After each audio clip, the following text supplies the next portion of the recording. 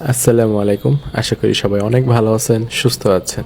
আজকে 7ই রমজান, 4টার মতো বাজে। প্রতি মাসেই কিন্তু আমরা আমাদের নিজেদের খাবার নিয়ে ব্যস্ত থাকি। তো এইবার একটু অন্য কাউকে খাওয়ানো যায় কিনা সেটা দেখব। তো আমরা সবাই জানি ইফতার করানোটা অনেক অনেক সওয়াবের। যার যেমন সামর্থ্য আছে সে সেইভাবে ইফতার করান। তো আমরা আজকে একটু ভিন্ন ধর্মী কিছু করার চেষ্টা করতেছি। তো আমাদের হাতে যে দেখতে পাচ্ছেন 100 টাকার একটা নোট, এই 100 টাকার নোট দিয়ে আমরা ইফতার বাজারে যাব। সেইখান থেকে এই 100 টাকা দিয়ে যা যা কেনা যায় আমরা কিনবো, এবং কেনার পরে সেগুলো কোনো একজন গরিব দুস্থ মানুষকে আমরা সেগুলো দিয়ে দিব। তো চলুন আজকের বাজার দর অনুযায়ী এই 100 টাকা দিয়ে আমরা কি কি কিনতে পারি সেটা দেখা যাক। তো ওভারব্রিজ থেকে নেমে আমাদেরকে যেতে হবে এই যে এই এরিয়াতে। মানুষ আর মানুষ, এইখানে অবস্থা দেখছেন। এইখান থেকে কিছু আমাদেরকে কিনতে হবে। কিনে এই আশেপাশে যদি কোনো দুস্থ মানুষ পাই, গরিব মানুষ পাই, তাদেরকে আমরা দিয়ে দিব। তো আমার যতটুকু মনে হয় 100 টাকা টাকার পরিমাণে কম হলেও একজনের ইফতারের জন্য যথেষ্ট, মানে স্বাভাবিক একটা ইফতারের জন্য যথেষ্ট। তো এখানে কিছু দোকান রয়েছে, বেশিরভাগ দোকানে কিন্তু উঠিয়ে দিছে। গত 2-3 রমজানও কিন্তু ভালো পরিমাণে দোকান ছিল এখান দিয়ে, তো সেগুলো সবই উঠিয়ে দিছে। তো অটো রিক্সাওয়ালারা মাঝে মাঝে আন্দোলন করে রাস্তাটা ফ্রি করার জন্য। সব মিলে এখানে যতগুলো দোকানই আছে তার মধ্যে এই দোকানেরগুলোই মোটামুটি আমাদের কাছে ভালো লাগছে। তো সেই হিসাবে এখান থেকে আমরা প্রথমে নিলাম 10 টাকার ছোলা, তারপর নিলাম হচ্ছে 2টা বেগুনি, 2টা আলুর চপ, আর 2টা পেঁয়াজু। বেগুনি, আলুর চপ বা পেঁয়াজু এগুলো 5 টাকা পিস। তো 3টা আইটেম 2টা করে 30 টাকা। আর ছোলা নিয়েছিলাম 10 টাকার, এই হচ্ছে টোটাল 40 টাকা। তো এখানে যে আবার বুন্দিয়া আছে, তো জিলাপি না বুন্দিয়ার মধ্যে কনফিউশনে ছিলাম, তার মধ্যে যে কোনো একটা মিষ্টি জাতীয় জিনিস নিতে হবে। তো তার ভিতরে আমরা এই যে বুন্দিয়াটা নিলাম।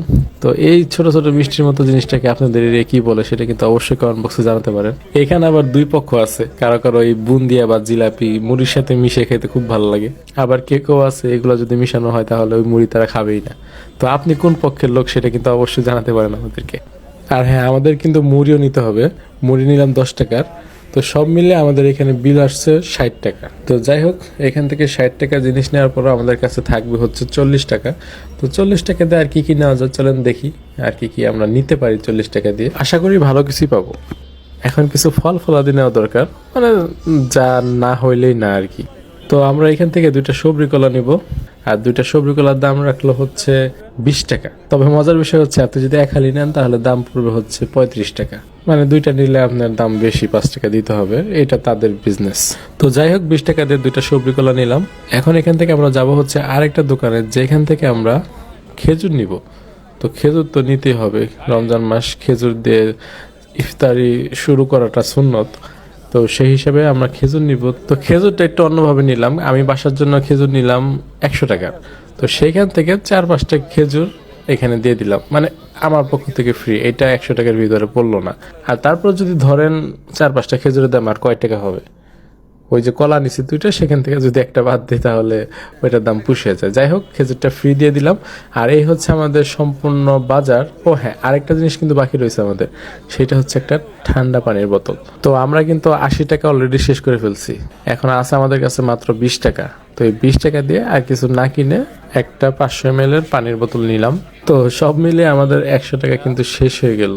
তো 100 টাকার ভিতরে আমরা কি কি পেয়েছি? 2টা আলুর চপ, 2টা বেগুনের চপ, 2টা পেঁয়াজু, 10 টাকার বুন্দিয়া, 10 টাকার মুড়ি, 2টা কলা, আর এই পানি। সব মিলে আলহামদুলিল্লাহ যতটুকু পারছি করার চেষ্টা করছি। এরপর অনেকক্ষণ দাঁড়িয়ে থাকার পরে একটা বৃদ্ধ চাচাকে পেলাম। ওনাকে জিজ্ঞাসা করলাম যে উনি রোজা আছেন কিনা। উনি বললেন হ্যাঁ রোজা আছে। আর উনি কি করতেছিল সেটা আপনি বুঝতেই পারতেছেন। এই বয়সে এসে এগুলো করতে হচ্ছে, এটা অনেকটাই খারাপ লাগার মতোই বিষয়। ওনাদের মতো অনেকেই আছে যাদের বাসায় ছেলে মেয়ে থাকার পরও তাদের অবহেলার কারণে কিন্তু তাদেরকে এইসব পেশায় আসতে হয়। তো যাই হোক, বয়স্ক মানুষ হিসাবে রোজাটা রাখছে, এটা অনেক কিছু। আমরা যুবক মানুষ, তাই অনেকেই রোজা রাখতে পারি না, এটা আমাদেরই ব্যর্থতা। তো যাই হোক, ওনাকে আমরা আমাদের সেই সম্পূর্ণ ইফতারটা দিয়ে দিলাম। তো উনি খুব খুশি হয়েছেন, আমাদের জন্য দোয়া করছেন। আসলে আল্লাহ মানুষকে ধনী বানায়, আল্লাহ মানুষকে গরিব বানায়। তো আপনি গরিব হলেন, এটা আপনার জন্য একটা পরীক্ষা। আপনি ধনী হলেন, এটা আপনার জন্য একটা পরীক্ষা। আর আপনি যেভাবে থাকুন না কেন, গরিব মানুষকে সাহায্য করার চেষ্টা করুন। আপনার যতটুকু আছে অতটুকু দিয়ে সাহায্য করার চেষ্টা করুন।